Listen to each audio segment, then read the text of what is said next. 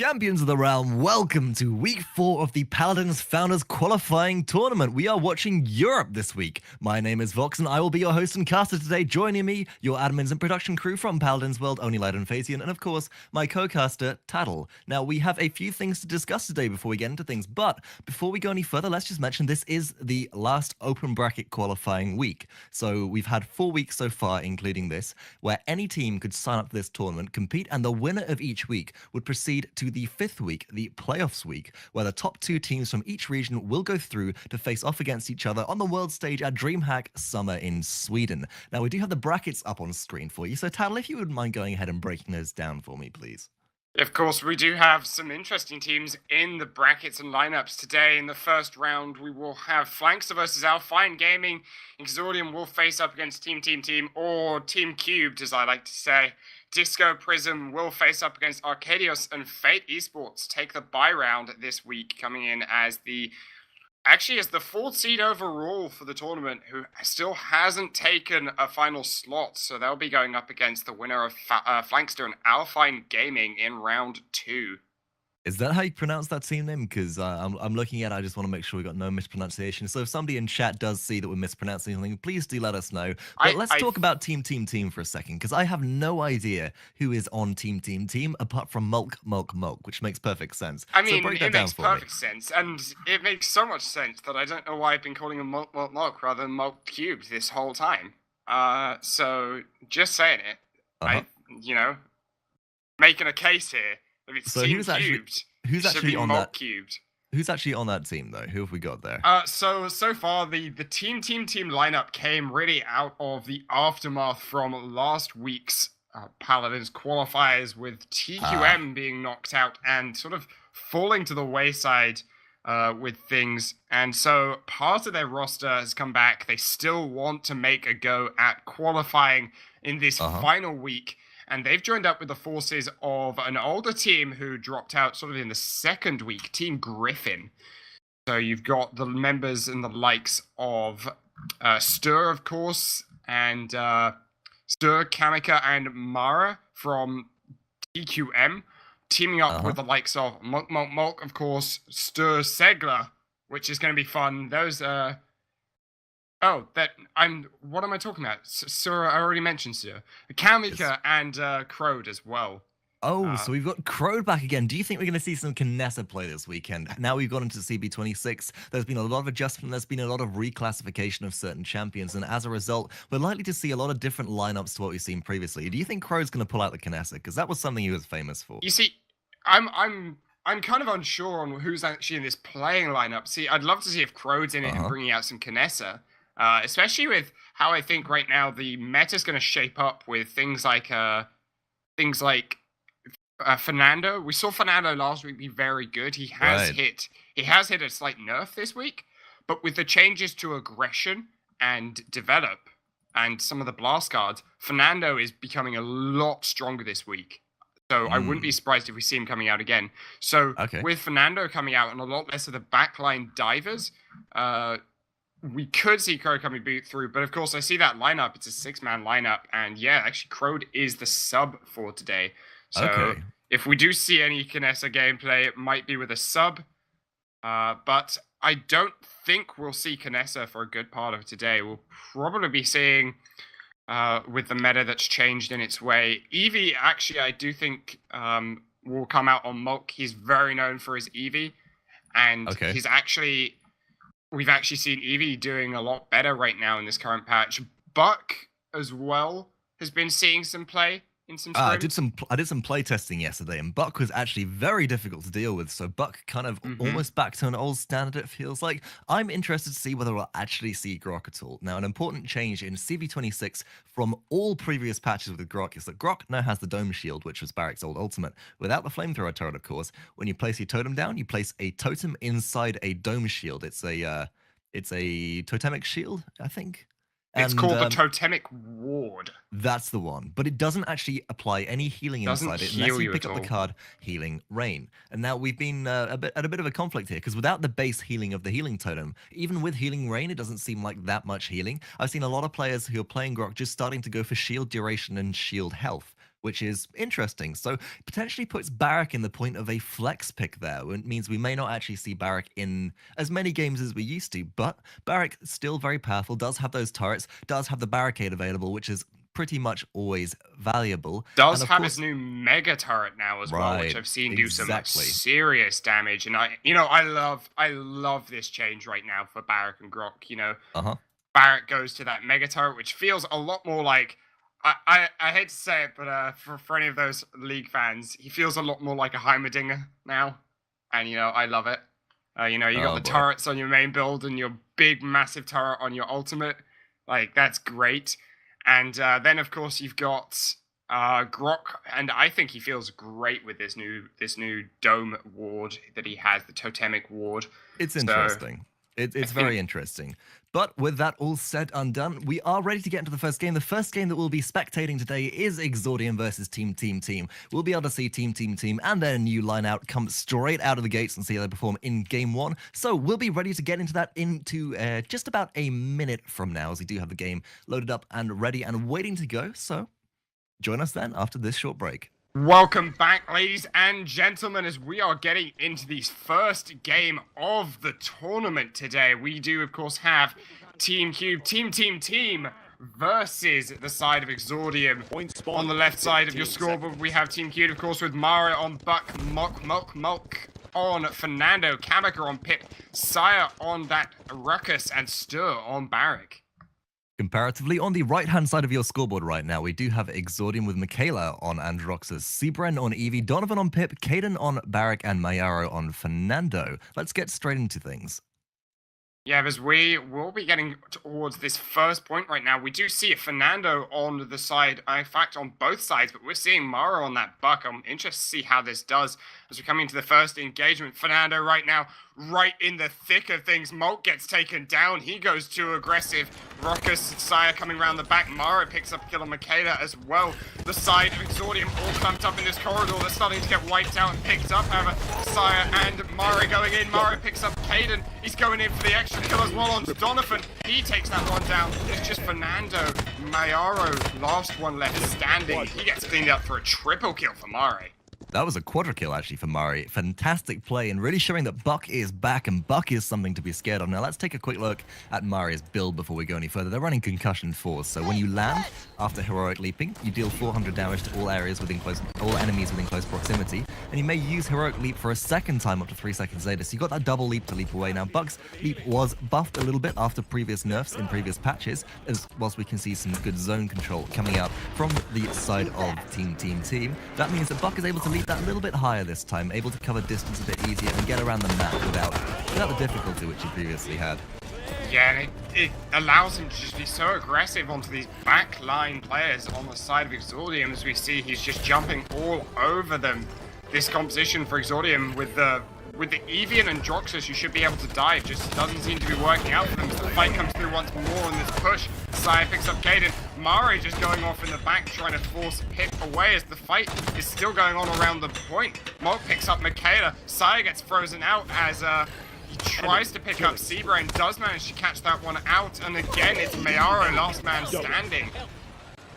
Now, this is pretty much it. The spawn camp has been broken. The payload is going to be pushed. A big change to the payload is that the payload no longer auto-pushes now. You do need players to escort it, potentially even further increasing the value of Fernando here. But actually, Fernando is going along with Buck. We saw this briefly before the nerfs came through to Buck really heavily. We saw Fernando and Buck being run as a backline dive duo, and because they're so tanky, it's so difficult for them to actually be forced away from your friendly backline that they're a very effective team. Androxus does go up into the air, but I don't think it Sadam actually netted a kill there for anybody. Cbren did manage to find a kill of his own. Sadly, Marre locked his teammates into that one, into his death. SYER is going to get pushed away and forced out of this one. Marre on his own up into the high ground. The rest of the team on Exordium going to collapse around him. Meanwhile, though, the payload is still getting pushed through. MULKMULKMULK still on that one. 1v1 versus Cbren right now. The rest of the team fall back to try and help him out, but as soon as they turn, they get taken out. SYER and STURE pick up one of their own onto the rest of Exordium.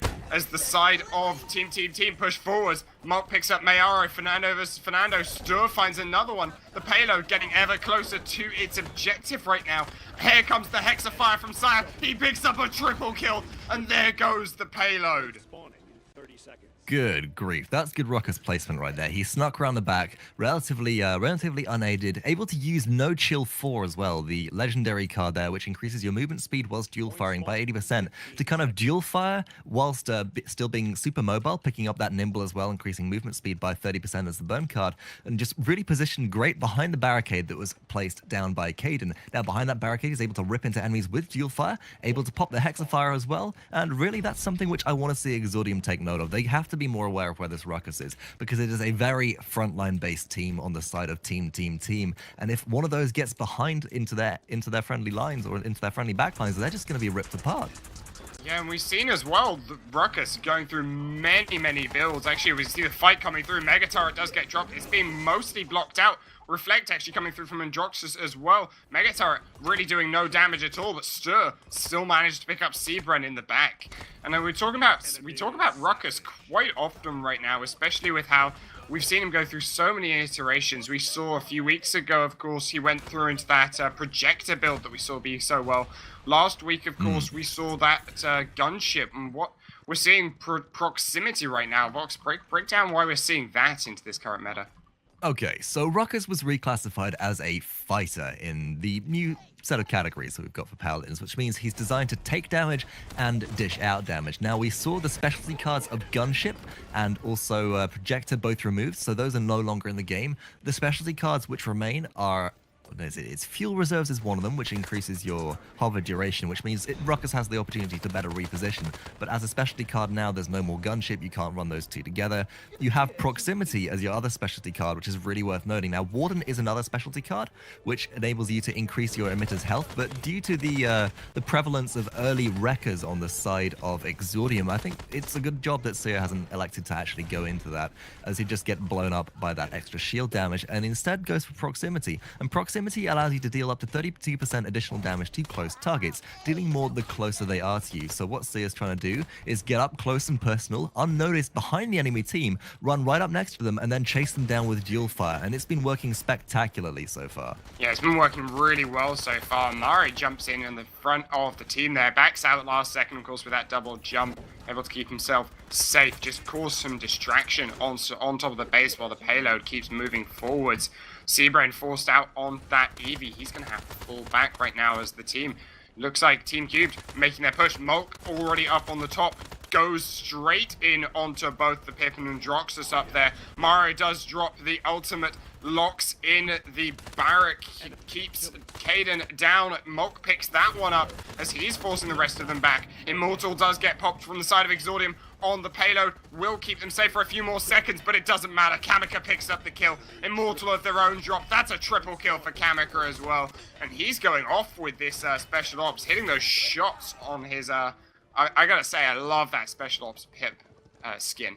Oh, it's a beautiful skin, and if we could get some free cam action on that skin on Kamyker, that'd be great, just to display what it looks like before the game starts. But that is the second conversion, the second payload conversion of the game, which means that Team now lead 8-0 over Exordium. Exordium have a real work ahead of them to come back, and we may actually see what we've seen quite a few times now. One team leads 8-0, they give up the point, and the team that captures the point will of course get 2 points back, but then you can actually win the game off a successful payload defense, now granting a single point for doing so. And I wouldn't be surprised if that's exactly what we saw here, if we saw Exordium maybe get wiped out, or rather sort of push back the side of TeamTeamTeam. They don't have to worry about deaths anymore, removing burn cards, as burn cards now last for the entire duration of the round, so they can take it pretty chill. Of course, if they're going to win the point fight, they'll just close it out here, but there's no pressure on them like there is for Exordium. That could make all the difference. Yeah, of course, as well as we see a pause coming out, that actually gives us a perfect time to talk about some of these burn cards. We're seeing Wrecker come through from 3 of the side of Exordium, but we're not seeing any from the side of TeamTeamTeam. Why might that be? TeamTeamTeam don't really need it. They have just too much frontline presence, too much health, whereas comparatively, if you look at the team comp, of Exordium, they have very squishy champions, which are designed to deal damage from range, with the exception of Fernando. I mean, even Barak, when he pops his shield up, once that shield is down, you're in a lot of trouble. You do not want to be isolated there. So the whole idea of this team comp is that they'll take down the emitter on Ruckus, they'll take down the Fernando shield, and we should note, if we could actually highlight Fernando's build right now, that would be fantastic, because we can have a look and see. So you have Evolve 4, which increases your base maximum health by 60%. That's fine. You've got Insurmountable 4. Every time you mount up, you get 1,000 damage shield. Every time you charge, you get a 400 damage shield. And because of that, you've got if you can take these Fernando shields out at a distance, it makes it so much easier to knock him down later. But then you've also got the Buck as well, and that's really what's getting into the backline and just messing all of these squishy carries up. Now you say getting in the backline with that Buck, Mulk, and Marre going very aggressive. The side of Exordium haven't even reached the point yet. It's already going over to Team Cubes in this one. SYER up in the balcony. He's all alone as he gets pushed up on this one. Exordium starting to make their push finally. SYER taken very low. He does get popped by Mayaro, but Kamyker makes a kill on the back. Marre and STURE pushed forwards. They pick up 2 of their own. The rest of the team are wiping, and once more, it is Mayaro left on his own on that Fernando right at the end here.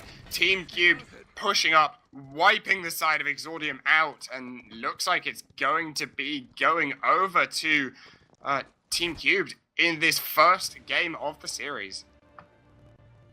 Total wipe right there. Absolute complete domination, and I love what happened at that last capture point. Now, they get to the capture point first, do Team Cubes, and they see Exordium coming down that long, narrow corridor. So immediately you can dismount people with Pip, which is pretty much the standard thing to do, and that's all okay. But what I love that happens next is the front line dives in. The front line doesn't dive in with the intention of doing loads of damage. They're there as a distraction. So not only can Pip continue to lay down these Graviton 4 shots, these huge big AoE damage shots onto the enemies, but Kamyker also, by doing that, is another distraction. SYER comes around the side on this Ruckus, sets up to flank perfectly, and does just that. Does get forced out eventually, but I mean, taking a look at the scoreboard right now, it really speaks for itself. Tattle, anything you've really noticed on here?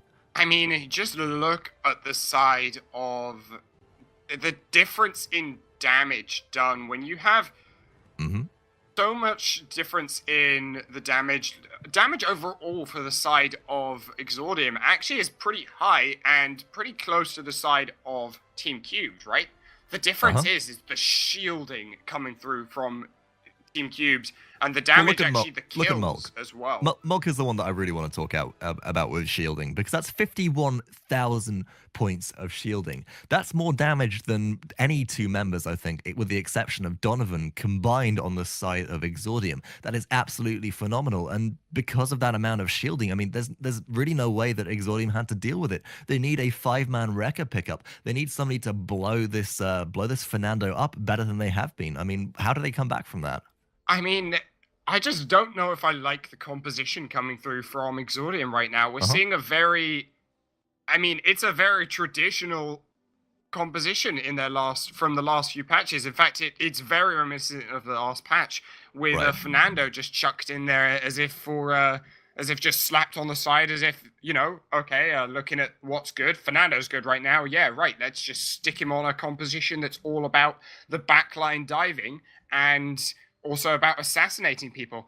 The side of Team Cube did not care one bit that there was Eevee and Droxus, because Eevee, Cbren, and Mikaela were never able to go for any assassination or diving, because the side of Team Cubes, all of them are just frontline heavy tank characters. You've got Marre, you've got Mulk, STURE with that barricade, and the double turret. SYER even is hard to pick up. Kamyker, I think, is the only one that they could really pick up there. But look, he's the only one who didn't die, because he was in the back line all the time. The rest of the players on the side of Team Cubed were always in the front line, diving the rest of Exordium. Everything was just backwards this game.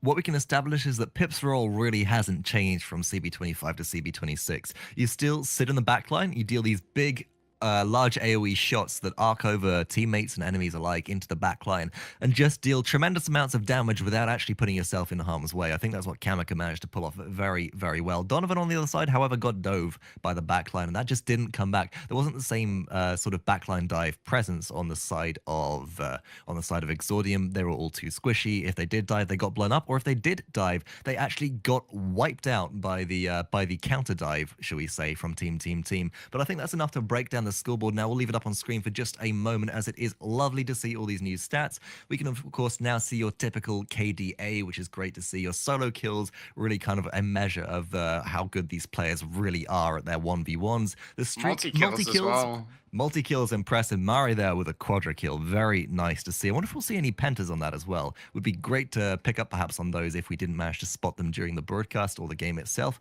And damage and shielding. No healing stat as of yet, but we do expect that to be coming at some point in the future weeks. With that all said and done, we'll be getting into the next game, which will be on a different map, Temple Ruins. The first time we'll be seeing it in competitive play for this qualifying tournament. So don't go anywhere, and we'll be back after this short break. Welcome back, ladies and gentlemen. We're finally back getting into this second game of the series between Team Cubed and Exordium, and we're seeing some compositional changes here, of course, on Temple Ruins.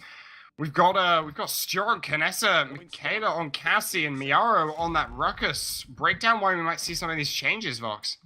It's very, very interesting. So Temple Ruins exhibited a significant amount of change with CV26. Now, the map got shrunk. All the capture points are a bit closer together. They're all in closer proximity to the base, and as a result, there are some interesting lines of sight coming out. So one thing that I'm interested to see is how Kanessa fares on this map. She's got a lot of obstacles in the way out, but she's very, very good, especially on payload attack or defense on this map.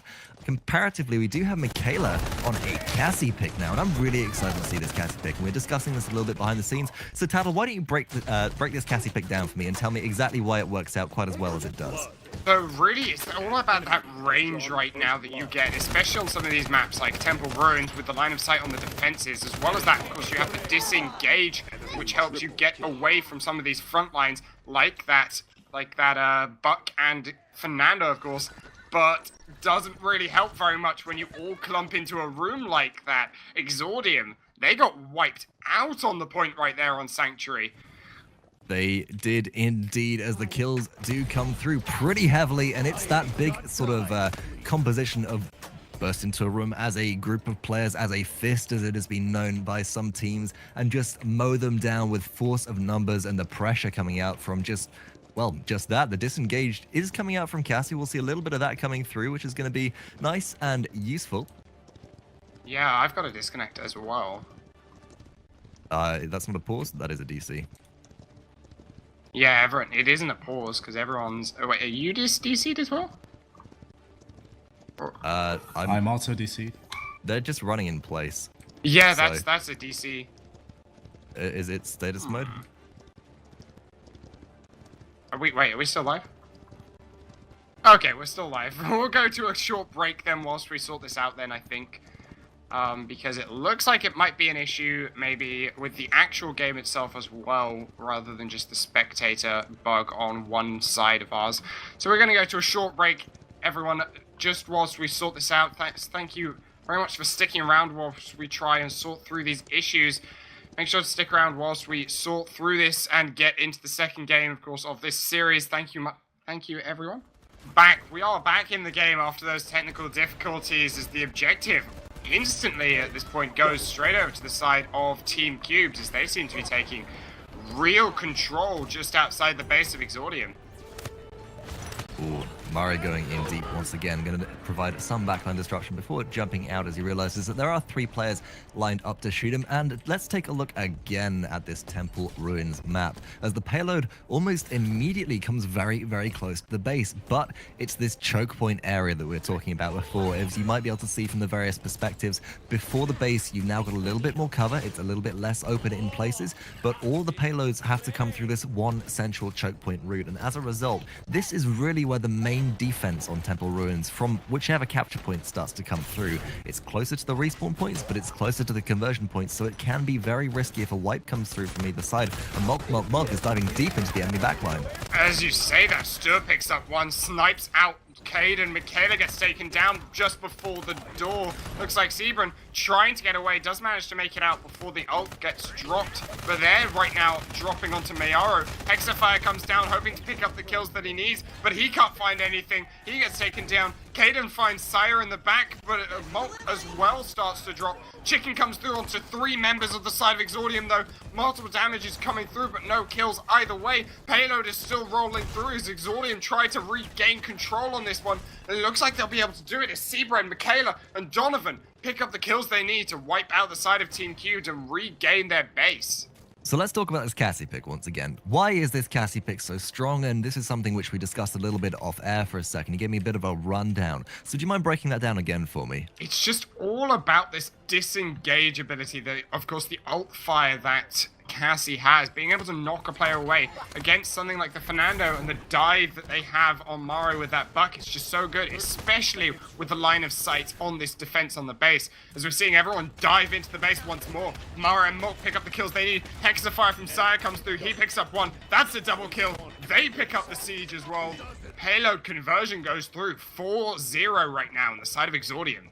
And that was a 4-player wipe just after the game ended right there. So adding insult to injury, our team to Exordium. Let's take a quick look at burn cards on the scoreboard just before we do get right into game. We're starting to see some equestrians come out, increasing that mount up time, or rather decreasing that mount up time, increasing the mount up speed quite significantly. A couple of nimbles, but look at this, 5 wreckers on the side of Exordium. They want to deal with the shields, and this time there's only 2 sets of shields. They're missing shields, our team. There's no barricade on the barrack this time. There's no grok either, so we've only got 2 out of 3 members who really benefit from any shields in this game at all. So interesting pickup to go into it so hard against this Fernando.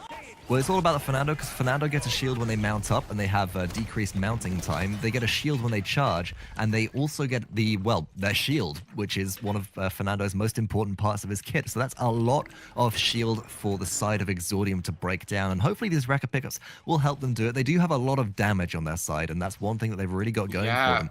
But that damage has helped pick up Cbren on the back line, and Exordium, they get started to push back right as the side of Team Cube decide they want to go. Kamyker picks up a double kill. It was back and forth there for quite some time with no one on the point and no kills either way, but Team Cubed, they decide they want to go. They push in, they pick up the kills. The crucial moment is decided, and right now they're looking to hold Exordium inside their own base.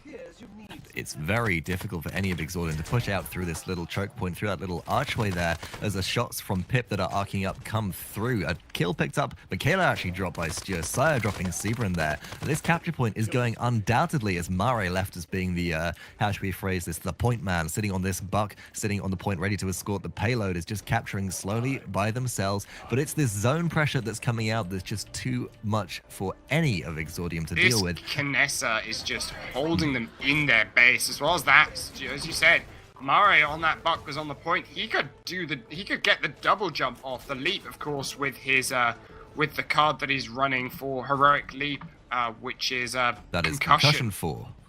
That would allow him to get into the fight, catch up to his team as soon as he needs to, if he needs to jump off the point whatsoever to join them. SYER doing what he can. Marre is inside their base right now. Same with STURE. They're both going in the back door and the back line. STURE picks up Donavan, snipes him out. Exordium, they've lost control of their base already in this one. They can't even try to get the choke point hold going through. They're trying to get rid of Mulk in this backline as Kamyker helps him pick up Mikaela. That's the Cassie down. Payload is already rolling through the doors. They're still trying to deal with Mulk as he picks up Kadun with the help of a chicken. Hexafire comes down. It gets blocked out. Immortal's going to save the rest of the team as SYER gets Mayaro. STURE picks up one of his own. Mikaela finally picks up one. He gets the disengage roll, but he gets stuck on the box and STURE snipes him out. The hero play doesn't come down.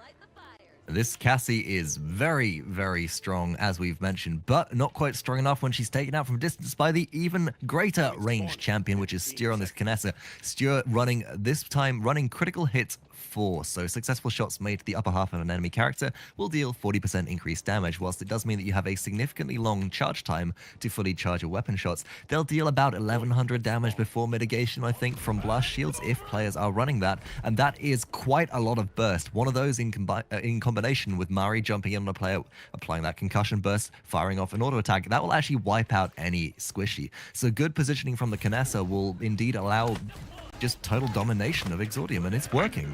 I don't know if the positioning from the side of Exordium is really working out for them. Again, they stay as a 5-man unit inside one of the buildings, and Mulk just runs straight into them with health of Marre. Ice Storm does get popped and force them out, but it doesn't really matter at this point. Marre, Kamyker, the rest of the team, Team Cubed, wipe them all out. Marre picking up a double kill there, I think. And it's a bit disappointing that we haven't actually seen the capture point spawn on Canyon yet, which is the capture point out on the minimap. You'll see it on the right-hand side. It's that very open one, because I feel like Exordium actually have their best chance on that particular capture point, but the capture point has almost gone through. The points are at 91, the points are at 93. We can see the GGs coming out on the scoreboard, and that will be game 2 in this best of 3 set, going to Team Team, uncontested, a clean sweep once again, and Exordium will be knocked out into the losers bracket for this round. But since it is double elimination, they do have a chance to come back, and will be facing off against one of the other teams losing out from this first round. That appears to be Disco Prism. So let's take a look at the scoreboard. Tattle, what do you see? I tell you what, I feel kind of sorry as well for the side of Exordium here on this one. We've got things like, you know, they've come into every week. They've been the Cinderella story, getting the upsets here and there, making it to semis and quarterfinals. I think they made it to a semi-final one week. And, you know, they've really been the Cinderella story coming in. This is the last week to qualify. And they come up, of course, against a new team with Alpha TeamTeamTeam. But it's a new team in disguise, you know. There are so many veteran members on that lineup.